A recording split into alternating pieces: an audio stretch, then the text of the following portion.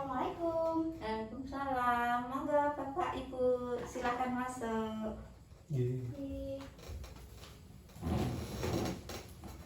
Sebentar ya Bapak Ibu, saya tutup dulu.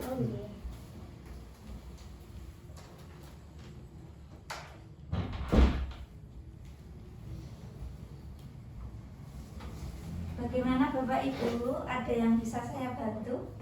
Gini Bu, saya itu kan punya anak. Iya. Saya tuh udah punya 2 anak. Terus yang terakhir itu anaknya umur 5 bulan. Iya. Terus saya juga masih menyusui anak saya. Terus saya itu mau KB, tapi nggak mau yang ini ya, nggak mau yang maunya yang jangka panjang, tapi nggak mau yang dioperasi gitu loh Bu. Oh iya. Sebelumnya sudah pernah KB? Bapak ada Ibu? Sebelumnya itu kita menggunakan kondom, tapi jujur aja nggak nyaman, jadi kita coba pilih yang lain yang untuk jangka panjang. Jadi pengen ganti gitu istilahnya. Untuk saat ini Bapak dan Ibu atau Ibu ada masalah kesehatan?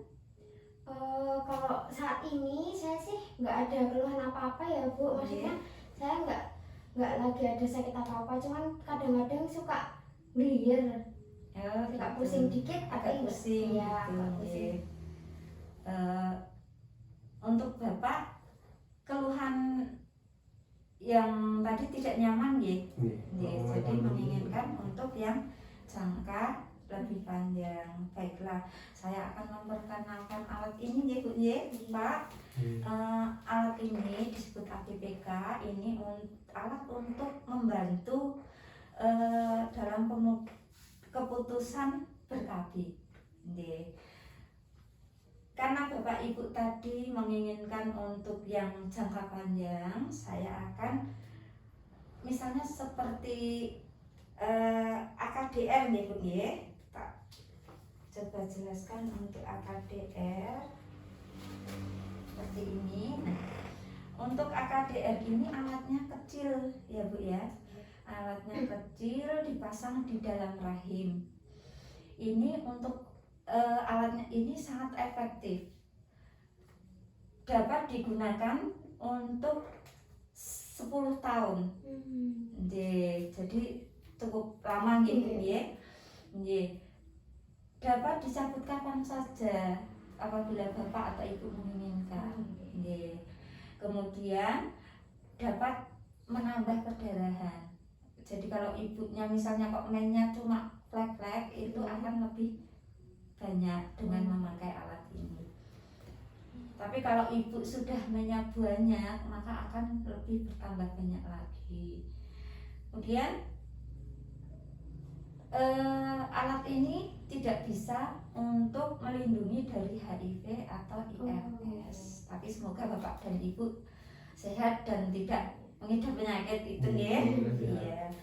Ini untuk AKDR. Kemudian ada lagi yang disebut AKBK. Nah, kalau yang tadi bukan hormonal nih Bu ya. Jadi pengaruhnya hanya di dalam rahim. Tapi untuk AKBK ini atau alat kontrasepsi bawah kulit ini adalah kontrasepsi hormonal. Jadi pengaruhnya bisa ke seluruh tubuh. Alat ini juga kecil bentuknya, seperti lidi, sebesar lidi ya. Tapi panjangnya hanya sekitar 4 atau 5 cm. Alat ini juga efektif, dapat digunakan untuk 3 tahun. Kemudian apabila Bapak dan Ibu menginginkan berhenti juga bisa dihentikan sewaktu-waktu. Alat ini bila diberhentikan, kesuburannya akan cepat kembali. Aman juga ya Bu ini. Bisa mempengaruhi haid. Misalnya ibu memakai alat ini, kadang ada yang tidak main sama sekali, ada yang mainnya sedikit-sedikit tapi agak lama seperti itu. Jadi kadang efek sampingnya masing-masing orang berbeda. Ini juga alat ini tidak melindungi dari HIV dan AIDS. Ngaten, Bapak Ibu? Oh iya Bu, saya mau bertanya Bu, kalau Iya. susu ini kan ditanam di bawah kulit. Iya. Nah, yang dipengaruhi adalah hormonnya kan ini. Iya, Itu hormonnya. mengaruhi nggak? Saya ini sedang menyusui, jadi kan apakah hormonnya itu dipengaruhi atau tidak? Nanti kan jawab jangan sampai susunya itu terhenti gitu loh. Saya kan belum tahu gimana. Baiklah. Susu atau kontrasepsi implan ini nggih, itu tidak berpengaruh pada ibu menyusui karena kontrasepsi ini memang dibuat untuk ibu yang habis melahirkan pun bisa. Jadi sudah jelas Bapak? Jadi Ibu mau bertanya? Kalau saya tuh ini loh Bu, kan saya suka dengar ada di masyarakat itu nggak tahu itu mitos atau enggak, itu katanya kok susunya bisa pindah-pindah, itu betul apa enggak ya Bu? Iya, kadang ibu-ibu sering bilang jalan-jalan Ibu nggih. Iya. Sebenarnya tidak Ibu, karena implan ini dipasangnya di bawah kulit, jadi aman. Kalau bisa bergerak itu kan, kalau misalnya di pembuluh darah Ibu itu bisa bergerak, tapi ini jauh dari pembuluh darah, hanya di bawah kulit, jadi aman. Jadi, bagaimana? Sudah jelas? Jadi, nah untuk dua alat ini kira-kira bagaimana Bapak dan Ibu kira-kira apa ya untuk memilihnya? Setuju yang mana? Monggo kami persilakan untuk Bapak dan Ibu rembukan atau kompromi dulu mana yang ingin dipilih. Susu aja ya. Iya. Kalau misalnya Iya. Saya sama suami saya mantap yang susu aja, soalnya kan ini juga 3 tahun toh Bu, siapa tahu nanti saya mau punya anak lagi, soalnya belum diputuskan gitu. Iya, baiklah, karena Ibu kayaknya lebih cenderung ke implan ya. Iya. Bapak juga ya. Saya punya ini nanti untuk melihat ya, alat prop ini untuk melihat karena kondisi kesehatan Ibu. Tadi karena Ibu mengatakan pusing ya, kadang pusing. Iya, Tapi karena tadi dari gejalanya Ibu itu cuma kecapean karena punya bayi nih Bu ya, kadang begadang. Nah itu karena pusingnya bukan dari migrain, maka ini untuk IUD bisa digunakan karena nilainya 1. Kemudian implan juga bisa nilainya 1, itu berarti bisa digunakan, aman digunakan. Gitu Bu. Iya. Bagaimana? Sudah mantap? Ya, insya Allah mantap. Iya, karena sudah mantap. Tadi juga sudah saya jelaskan secara detail, nggih. Iya. Ya. Ibu tadi untuk mens terakhirnya kebetulan saya ini baru mens, ini udah hari kelima Bu, tapi masih sedikit-sedikit. oh iya, jadi nggak apa-apa apabila ingin dipasang sekarang, nggih Bu. Bapak dan Ibu sudah mantap untuk dipasang sekarang? Iya, mantap. Oh iya, baik. Sebelum dipasang, Bapak dan Ibu tanda tangan infant consent dulu, nggih. Nggih. Monggo.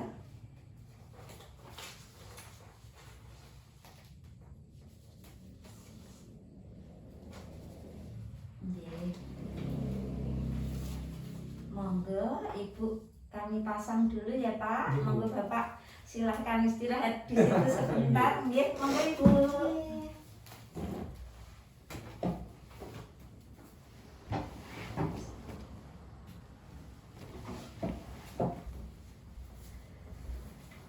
Bagaimana Ibu?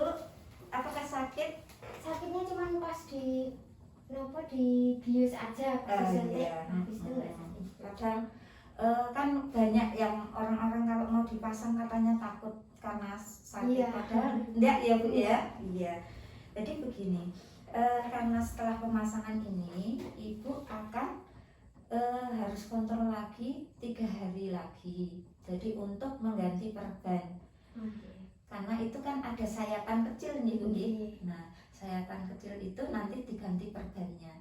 Kalau memang sudah kering, itu nanti bisa dipasang diganti perbannya, kemudian ibu sudah boleh kena air.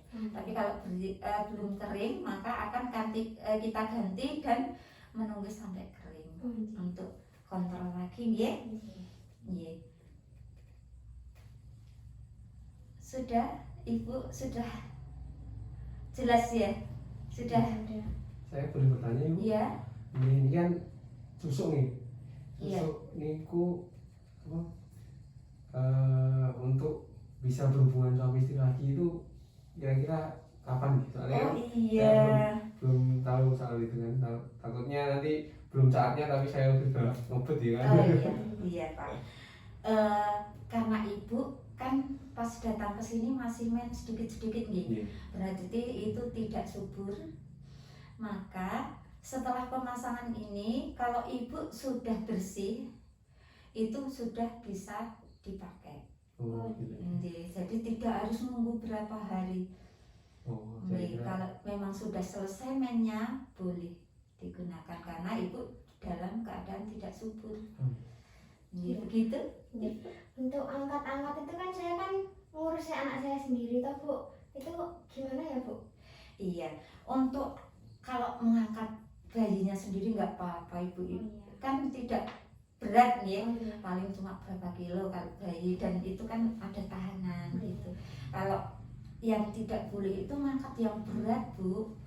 Kalau di desa itu kan ibu-ibu sok ngangkat sukut, ngangkat kayu yang berat-berat atau ember yang beratnya itu belum boleh. Dalam 3 hari ini belum boleh. Nah, nanti setelah kontrol kalau lukanya sudah kering baru bisa. Karena takutnya apa Bu? Kalau belum kering takutnya alatnya keluar. Oh, Gitu ya. Nah, setelah pemasangan ini sudah langsung efektif ya Bu ya, karena penjenengan kemarin baru saja main, jadi setelah bersih bisa langsung digunakan. Apabila Bapak dan Ibu ada masalah, mohon untuk segera datang ke sini lagi agar nanti insya Allah kita bantu. Jadi jangan istilahnya jangan bertanya kepada misalnya tetangga yang memang tidak jelas, nanti malah salah-salah ibu malah jadi wah ternyata aku rasa cocok ya, takut terus sendiri. iya jadi minta dilepas ujuk-ujuk gitu ya. Jadi kalau memang ada masalah monggo segera datang dan tanyakan, tidak usah malu-malu. Nah, nggih Bu nggih. Saya kira cukup ya Pak Bu. Semoga alat ini nanti aman ya Bu nggih, dan bisa sampai 3 tahun mendatang. Nggih. Terima kasih Bapak dan Ibu sudah datang. Nggih, semoga awet ya Pak Bu. langsung Bu. Waalaikumsalam.